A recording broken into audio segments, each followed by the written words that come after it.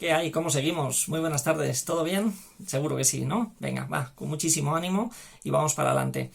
Bueno, os traigo hoy un vino un poco curioso, que es un vino de Sudáfrica. Y bueno, os voy a poner un poquito en situación, ¿vale? Sudáfrica, todos sabéis dónde está. Os voy a contar una cosa que hasta ahora creo que no os la he contado. El mundo del vino se subdivide en dos grandes vamos a llamar estilos de vino. Por un lado, lo que llamamos el vino del Nuevo Mundo y por otro lado el vino del Viejo Mundo. Vale, ¿qué llamamos Viejo Mundo y Nuevo Mundo? Pues bueno, Viejo Mundo sería la zona original desde donde nace el vino. Estamos hablando de prácticamente Europa, norte de África y bueno, parte de Asia, ¿no? Esto se le conoce como el Viejo Mundo. Y lo del Nuevo Mundo, ¿por qué es? Pues un poco por lo del Nuevo Mundo conocido. Tras el descubrimiento de América, pues bueno, que ya se empieza a colonizar otras regiones, pues a partir de ahí se empieza a plantar vinos, se empieza a plantar uva, perdón, en otras zonas, ¿no? O a cultivar uva en otras regiones. ¿Qué pasa? En el Viejo Mundo se lleva cultivando la uva más de 8.000 años y sin embargo en el Nuevo Mundo pues se empieza a cultivar a partir de posterior al descubrimiento de América. De ahí lo de Viejo Mundo y Nuevo Mundo. Grandes diferencias. En el Nuevo Mundo lo que nos encontramos es con muy pocas restricciones porque no hay ni tanta tradición y ni tampoco tantas regiones limitadas ni tampoco tantos métodos de elaboración que sean específicos. Entonces no hay tantas restricciones, apenas hay denominaciones de orígenes y las denominaciones son relativamente recientes. Mientras que en el Viejo Mundo hace muchísimos años que tanto en Francia como en Italia como en España, que somos como el núcleo de donde se produce la mayoría de vinos en el mundo, pues hay muchísimas limitaciones a la hora de producir, de quién tiene, zonificación, terrenos, etcétera, etcétera, ¿vale? Entonces, bueno, estamos en el Nuevo Mundo. Otra gran diferencia entre vinos del Viejo Mundo y del Nuevo Mundo. Los vinos del Nuevo Mundo, generalmente, lo que se buscan son estilos de vino que sean más frescos, más fáciles de beber, más golosos, o que esa sensación de tanino, esa sensación de sequedad, sea como más aterciopelada, ¿no? Como más suave, y que sean vinos como más fácil de beber más rápidamente. No todos así, ¿eh? Es decir, que hay zonas y hay estilos y hay muchas regiones donde, bueno, esto no es así, ¿no? Pero sí que en líneas generales, en muchos momentos se buscan que los vinos sean así, ¿vale? Digamos que son vinos que a la hora de introducirse en un mercado nuevo es como más fácil entrar a las masas, a gente que ni me gusta mucho el vino ni no, pero bebo vino habitualmente y si el vino es fácil de beber y está rico, pues enseguida me va a llamar la atención, aparte de que lo vamos a considerar casi un poquito exótico, ¿no?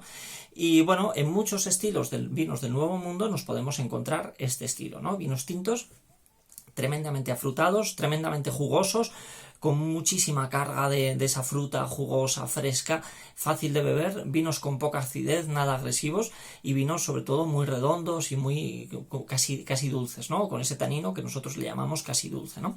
Pero sí que es cierto que no suelen ser vinos que busquen esa capacidad de envejecimiento. Y como os digo, siempre hay excepciones, ¿eh? Que hay algunas zonas que son fantásticas y hay elaboradores que lo hacen súper bien, ¿vale?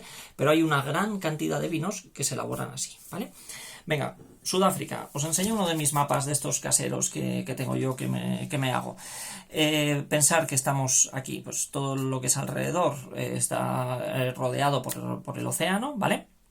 Y en este caso lo que nos encontramos es en una región que se llama la Coastal Region, que sería esta región que tenemos aquí, en el lado izquierdo, ¿vale? En el oeste, aquí que tenéis en color azul. Entonces, os cuento así también un poco por encima. Este vino proviene de esta zona de aquí, y aquí lo que ocurre es que tenemos el mar muy cerca, el océano, ¿vale?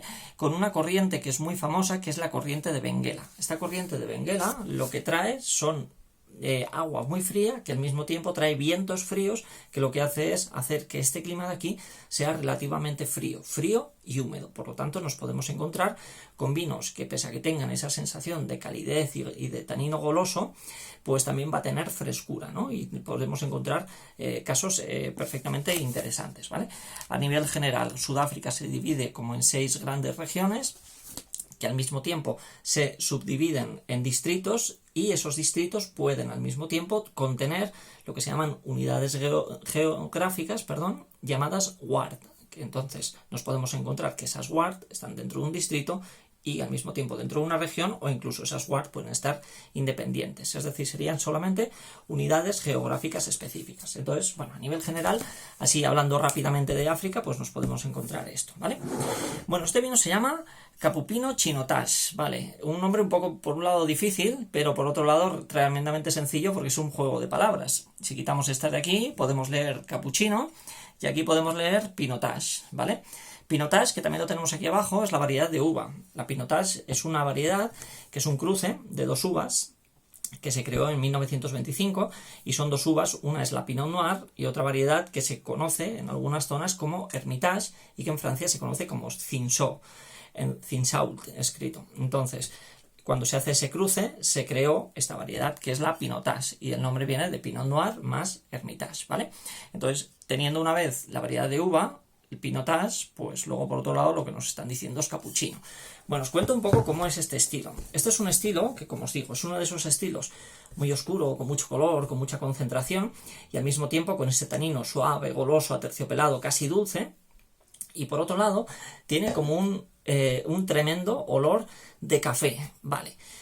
Os cuento, esto es un vino que no lleva barrica, es decir, este vino no se ha introducido ni se ha envejecido en barrica y sin embargo tiene un olor de café muy intenso, que además el olor de café, de tostados, de caramelo suelen aparecer con la barrica, ¿vale?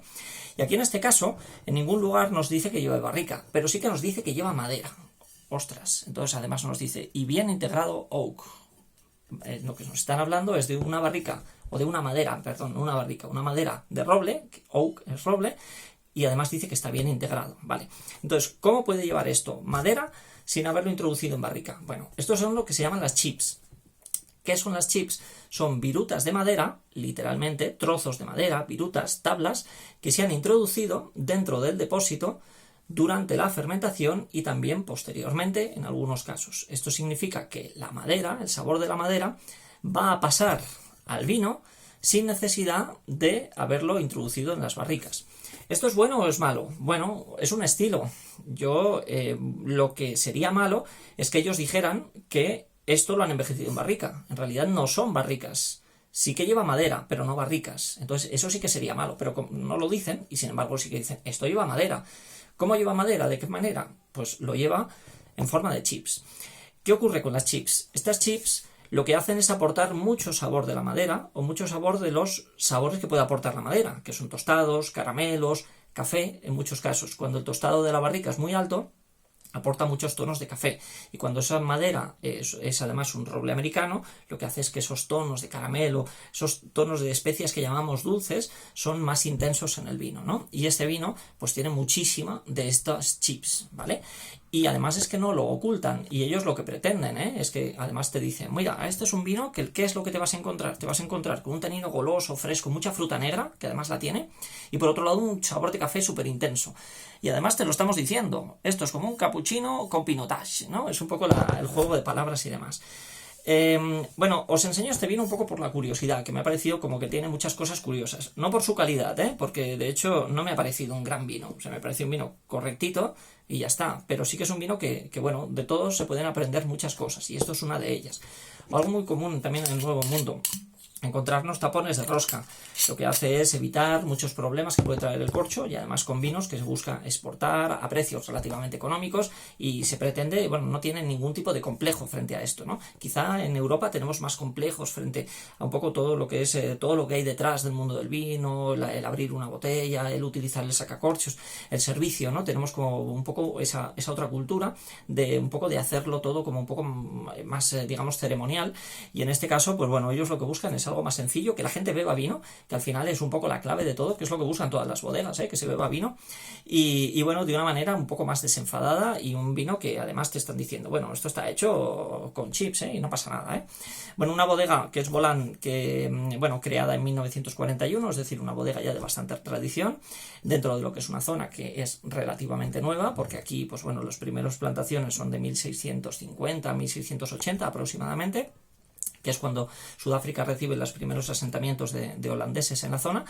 Y bueno, aunque no sea mi bodega preferida, sí que, como os digo, me ha parecido, bueno, que tenía muchas cosas que enseñaros, ¿no? A través de este vino.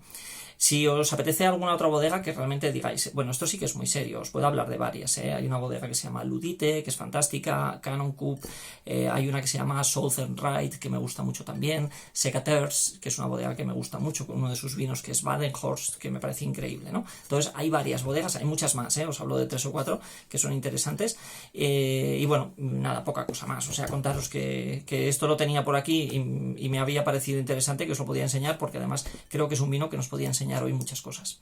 Bueno, que sigáis muy bien, nos vemos mañana, chao, hasta luego.